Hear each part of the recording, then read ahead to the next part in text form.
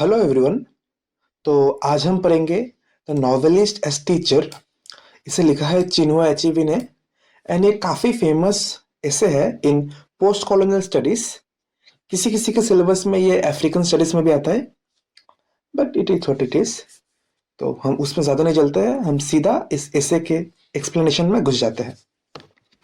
Chinua अचेबी कहते हैं, the kind of writing that I do is still quite new in my part of the world. My part of the world का मतलब है Africa से बात कर रहे हैं वो। Because of this, it is too early to clearly describe the complicated relationship between African writers and their readers. मतलब देखो, चिनुआ अचेबी अभी डायरेक्टली अफ्रीकन राइटर्स एंड उसके रीडर्स का रिलेशनशिप डिस्क्राइब नहीं करना चाहते, लेकिन वो एक ऐसे मुद्दे पे बात करना चाहता है जो उतना ज़्यादा बात नहीं किया जाता। यानी a part of this a part of this relationship that people rarely discuss. So अभी उस important part पे हम चलते हैं। अभी देखो, वो कहते हैं कि ज्यादातर जो अफ्रीकन राइटर्स है ना, उनको यूरोपियन स्टाइल एजुकेशन मिला। मतलब सिंपल है, मतलब अफ्रीका पहले यूरोप के अंडर था ना, मतलब कॉलोनाइज था यूरोप के अंदर। सो उन लोगों को यूरोपियन स्टाइल एजुकेशन मिला। सो वो जो राइटर्स है जो यूरोपियन स्टाइल एजुकेशन मिला जिनको, उनको ये लगता है कि यूरोप में जो रिलेशनशिप है ना राइटर्स एंड द रीडर्स के बीच, वही रिलेशनशिप अफ्रीका में भी है। दोस्तों थोड़ा सा कॉम्प्लिकेटेड आपको लग सकता है, आप समझिए। मतलब देखो, वो राइटर्स जो अफ्रीका में बिलोंग करते हैं, हाँ, घर अफ्रीका में है, लेकिन उनको जो एजुकेशन मिला वो यूरोपियन स्टाइल का है। ठीक है। तो उनको ये लगता है कि यूरोप में जो रीडर्स और राइटर्स का रिलेशनशिप है, वो तो वैसा ही रिलेशनशिप अफ्रीका में भी है। तो चिनुआ अचेबी का मतलब कहना यह है कि ये एक एजम्पशंस है और ये गलत है। देखो, यूरोप से हम क्या सीखते हैं? यूरोप से हम ये सीखते हैं कि जो राइटर है, मतलब यूरोप ना हमें राइटर का एक मॉडल, एक आइडल दिखाता है कि राइटर एक ऐसा इंसान होता है जो होता है ना सोसाइटी के मतलब सोसाइटी के कॉर्नर में रहता है, थोड़ा अलग दिखता है, दाढ़ी वारी होता है, थोड़ा अलग तरीके से बिहेव करता है। एंड यूजुअली वो एक रेबल की तरह होता है कि मतलब सोसाइटी से अलग, कि वो जो सोचता है वो बिल्कुल अलग है एंड सोसाइटी उससे एग्री नहीं करती। एंड यूरोपियन एजुकेशन में हमें राइटर का ऐसा ही एक आइडियल दिखाया जाता है। सो इसीलिए अफ्रीका में भी कुछ राइटर्स का यही मानना है कि मतलब वो ये चाहते हैं कि सोसाइटी उन्हें बुरी तरीके से ट्रीट करे। एंड मतलब वो राइटर्स भी सोसाइटी में कुछ ऐसे ही बिहेव करते हैं ताकि सोसाइटी उन्हें डिसलाइक करे। ठीक है, मतलब ये राइटर्स का एक्सपेक्टेशन है सोसाइटी से। लेकिन एक मुद्दा है जिसके बारे में बहुत कम डिस्कस किया जाता है। वो मुद्दा ये है कि ये जो सोसाइटी है वो राइटर से क्या चाहता है। ठीक है। हम इस एसे में इसके बारे में बात नहीं करेंगे कि राइटर सोसाइटी से क्या चाहता है। हम इसके बारे में बात करेंगे कि सोसाइटी राइटर से क्या चाहता है। समझ गए? आगे बढ़ते हैं। अभी देखो, बहुत लोगों का यह मानना है कि अफ्रीकन राइटर्स को ना यूरोपियन के लिए लिखना चाहिए, ये अमेरिकन रीडर्स के लिए लिखना चाहिए। क्योंकि मतलब बहुत लोगों का मानना है कि जो अफ्रीकन रीडर्स है वो बस टेक्स्ट बुक पढ़ते हैं। टेक्स्ट बुक मतलब समझते हो ना, जो हम स्कूल में पढ़ते हैं, जिसमें जिसके जिसके थ्रू हम क्वेश्चन आंसर्स लिखते हैं, एग्जाम पास करते हैं। तो बहुत लोगों का मानना यह है कि जो राइटर्स है अफ्रीका में, उनको अमेरिकन या यूरोपियन रीडर्स के लिए लिखना चाहिए। लेकिन चिनुआ अचेबी ये कहते हैं कि अफ्रीकन राइटर्स को फॉरेन रीडर्स के लिए नहीं लिखना चाहिए। मतलब उनका main target audience foreign readers नहीं होना चाहिए।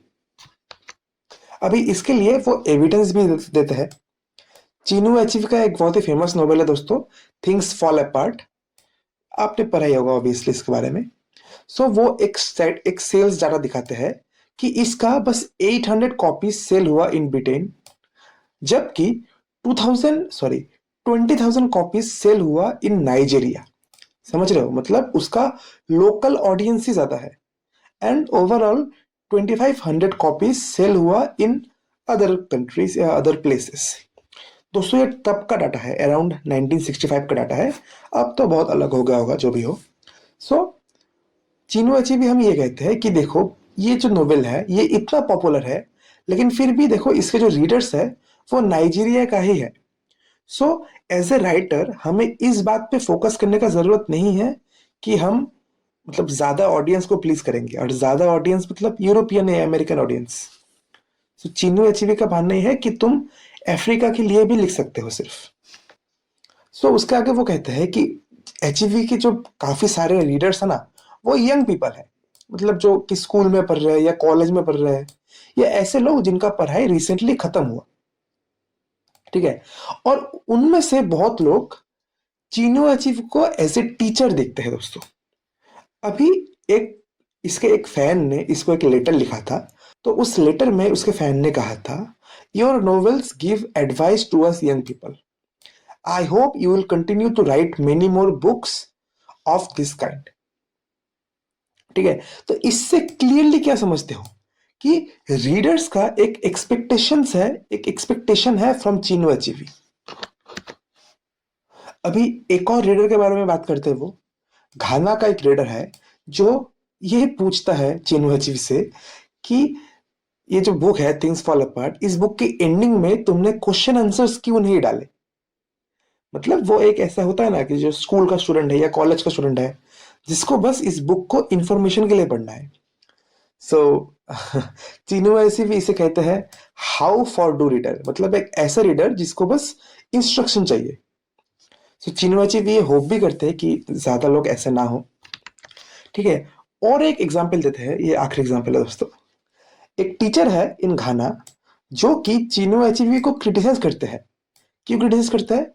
क्योंकि उसका जो बुक है ना नो लॉन्गर एट ईस, इस बुक का एंडिंग में हीरो और हीरोइन का शादी नहीं होता है। सो इस बात को लेके ये टीचर चिनू एचीवी को क्रिटिसाइज करता है। वो जो औरत थी, जो टीचर थी, वो कहती है कि बहुत सारी वुमेन है जो कि सिमिलर सिचुएशन फेस करते हैं, मतलब शादी नहीं हो पाता अपने लवर के साथ, एंड अगर इस बुक में ऐसा एंडिंग हो जाता तो उन लड़कियों को भी थोड़ा सा करेज मिलता है टू डिफाई देयर ट्रेडिशन।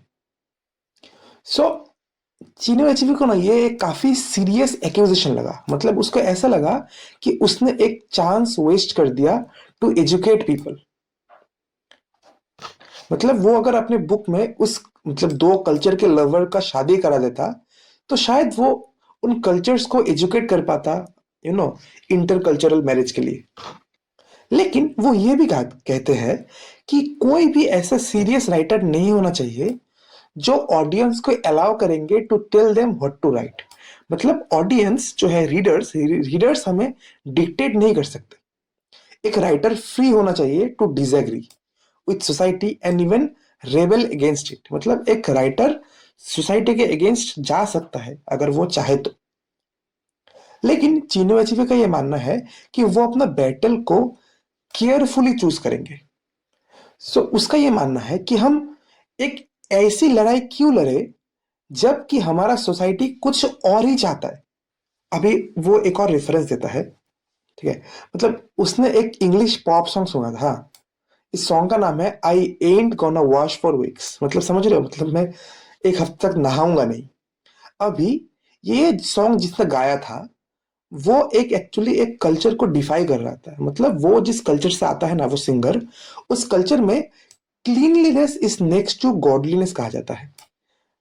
तो अगर उस कल्चर में रह के तुम ये कह रहे हो कि मैं एक हफ्ते तक नहाऊंगा नहीं, तो तुम अपने ट्रेडिशन के खिलाफ जा रहे हो। ठीक है। सो अभी चीनू अचीवी का ये कहना है कि ऐसा कोई रोल मेरे सोसाइटी में जरूरी नहीं है। मतलब मुझे अपने सोसाइटी के खिलाफ नहीं जाना किसी भी रीजन में। अभी आगे वो और बात करता है। वो कहता है कि अगर मैं भगवान होता, ठीक है, तो मैं ये कहता कि हमारा जो सबसे खराब मिस्टेक था वो ये मानना था that we were racially inferior. दोस्तों आपने अगर पोस्ट कॉलोनियल स्टडीज पढ़ा होगा तो आपको पता होगा कि अफ्रीकन्स को ये बिलीव कराया गया था कि यू आर रेशियली इंफीरियर, तुम ब्लैक हो इसलिए तुम इंफीरियर हो। ठीक है। बट चीनीवाची ये भी कहते हैं कि अभी it's too late to simply blame others. अभी किसी को ब्लेम करने से हमें कुछ वापस नहीं मिल जाएगा। तो अभी हमें क्या करना चाहिए, अभी हमें पीछे देखना चाहिए एंड ये समझना चाहिए कि कहाँ चीजें गलत हो गई। ओके, अभी वो कुछ एग्जाम्पल देते हैं कॉलोनियल डैमेज का, ठीक है। ये काइंड ऑफ साइकोलॉजिकल डैमेज के बारे में ही बताते हैं। जैसे जब वो मतलब पास्ट के बारे में एक बात करते हैं 1940s के बारे में, चर्च गर्ल, कुछ गर्ल्स जो चर्च में है वो नाइजीरियन डांसेस परफॉर्म करती है। ओके, सो वो कहता है कि जब वो लोग ये डांस परफॉर्म करता है ना, तब वो लोग बहुत एफ्रेड थे, क्योंकि फर्स्ट टाइम तुम चर्च में किसी और कल्चर का डांस कर रहे हो, ठीक है। वो ये भी कहते हैं कि हमें उस नजरिए से देखा जाता था कि जैसे कि जो लोग लोकल पॉटरी यूज करते हैं वो बस गरीब लोग हैं, और जो अमीर लोग हैं वो तो यूरोपियन यूज करेंगे या अच्छे अच्छे देशों का यूज करेंगे, अपना अफ्रीकन चीजें क्यों यूज करेंगे, ठीक है। जो क्रिश्चियन लोग होते थे उस टाइम पे, वो स्कूल में टीन टीन का वाटर बॉटल लेके जाते थे instead of clay water pots. मतलब देखो, समझ रहे हो दोस्तों, कि टीन का जो वाटर पॉट्स है उनको एज ए सुपीरियर दिखा जा रहा है, और ये जो लोकल पॉटरी है जैसे क्ले वाटर पॉट्स हो गया, इनको इंफीरियर देखा जा रहा है। और अगर तुम ये सब यूज करोगे तो लोग तुम्हें नीची नजरों से देखेंगे, तुम पर हंसेंगे। चिनुएची भी अपनी वाइफ के बारे में भी कुछ बताता है। उसका वाइफ एक टीचर है, ठीक है। तो उसका वाइफ एक स्टूडेंट को पूछता है, मतलब एक्चुअली उसका वाइफ ने कुछ स्टूडेंट को कुछ टास्क दिया था, आई थिंक ऐसे लिखने के लिए। तो उसका स्टूडेंट ने ऐसे लिखा था अबाउट विंटर, जबकि ऐसे में वो कहना चाहता है अबाउट हैरमेटन। हैरमेटन एक सीजन है, काइंड ऑफ एक विंड है जो कि यूजुअली वेस्ट अफ्रीका में आता है, दिसंबर से फरवरी महीने तक इसे देखा जाता है। सो जो बच्चा है वो हार्मेटन के बारे में लिखता है बट कहता है विंटर के बारे में। समझ रहे हो, मतलब कैसे वो अपने कल्चर से डिटैच हो चुका है, उसको शर्म लगता है। देखो, the boy replied that other students would call him a bushman if he wrote about Harmattan. Harmattan जो भी आप कहो इसे। सो उस बॉय का, उस लड़के का ये खौफ है, ये इस बात से डर है कि अगर वो हार्मेटन के बारे में लिखेगा तो जो बाकी बच्चे हैं उसके क्लास के वो उसे बुशमैन कहेंगे, यानी जंगली कहेंगे। सो आप इमेजिन कर सकते हो कि तुम अपने ही वेदर से अशेम्ड फील करते हो। मतलब अगर हम, जैसे हमें हमारे यहाँ पे अभी सर्दी है, अगर हम इसे ही मानने में अशेम्ड फील करें तो कैसा लगेगा। सो चिनुएची भी ये कहते हैं कि मेरी जो ड्यूटी है एज ए राइटर वो है कि मैं लोगों को ये सिखाऊं कि ये जो अफ्रीकन वेदर है ये ऐसा कुछ नहीं है कि जिससे तुम एशेम हो सको, या ये जो पाम ट्री है वो भी एक परफेक्टली गुड सब्जेक्ट है फॉर पोएट्री। मतलब पोएट्री या पोएम का मतलब ये नहीं कि तुम उसे बस, यूरोप हमें जो देता है जैसे कि डैफोडिल्स हो गया, तुम अगर या रोज हो गया, तुम उसके बारे में ही पोएम लिख सकते हो, ऐसा कोई रूल नहीं है। तुम पाम ट्री, तुम मैंगो ट्री, तुम किसी भी बारे में टॉपिक, तुम किसी भी चीजों के ऊपर तुम लिख सकते हो, ये तुम्हारा चॉइस होना चाहिए। एंड इनफैक्ट अगर वो चॉइस तुम्हारे कल्चर रिलेटेड है तो तुम्हें उससे अशेम्ड नहीं होना चाहिए। सो वो कहता है कि वो चूज करता है to fight for helping his society regain confidence. मतलब उसका गोल ही ये है कि उसका जो सोसाइटी है वो और कॉन्फिडेंट फील कर सके, एंड वो मेंटल डैमेज हटा सके जो कि ह्यूमिलिएशन एंड सेल्फ हेट्रेड से हो चुका है ऑलरेडी। समझ रहे, वो ये कहते हैं कि लोग बात करता है about African personality, African democracy, African socialism, negritude, ठीक है। सो उसका ये मानना है कि this ideas are like crutches. मतलब तुम इसे ग्रैब करके खड़ा तो हो सकते हो बट तुम्हें एट अ पॉइंट इन्हें छोड़ना पड़ेगा ताकि तुम अपने पैरों पे खड़ा हो सको।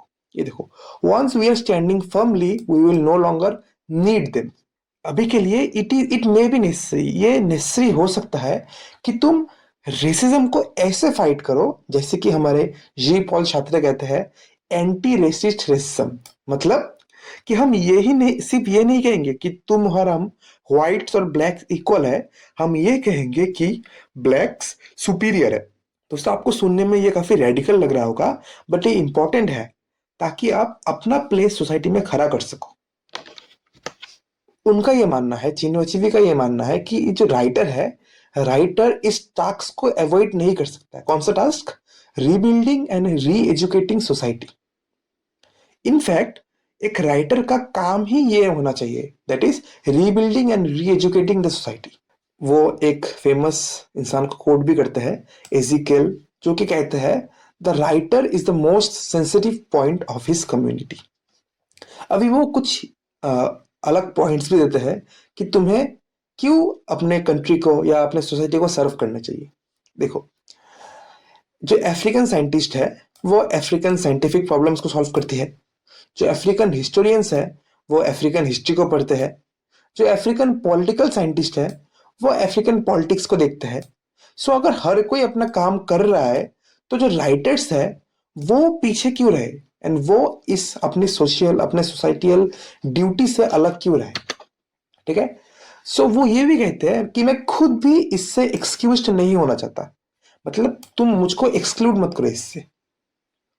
ठीक है, अगर तुम मेरी नोवेल्स को अप्लाइड आर्ट की तरह देखते हो इंस्टेड ऑफ प्योर आर्ट, मुझे उससे फर्क नहीं पड़ता। तो सर डिफरेंस आपको पता है ना अप्लाइड आर्ट और प्योर आर्ट का।